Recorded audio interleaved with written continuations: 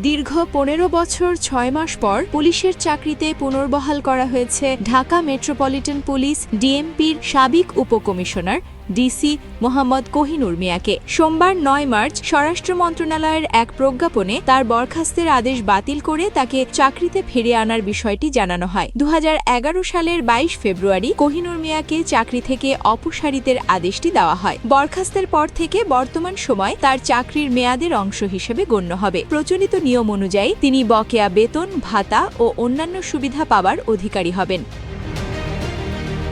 সাবেক পুলিশ কর্মকর্তা কোহিনুর মিয়ার কর্মজীবন ছিল চরম বিতর্কিত এবং অসংখ্য গুরুতর অভিযোগে বিদ্ধ। তার সবচেয়ে কলঙ্কিত অধ্যায় ২০০২ সালের শমসুন্নাহার হলকাণ্ড, যেখানে গভীর রাতে ছাত্রীদের ওপর বর্বরোচিত পুলিশি হামলার মূল কারিগর ছিলেন তিনি। এছাড়া ২০০৪ সালে ময়মনসিংহের নান্দাইলে থাকাকালীন ২ ব্যক্তিকে হত্যার অভিযোগে তার বিরুদ্ধে মামলা হয়, যা রাজনৈতিক অঙ্গনে তীব্র প্রতিক্রিয়ার সৃষ্টি করেছিল।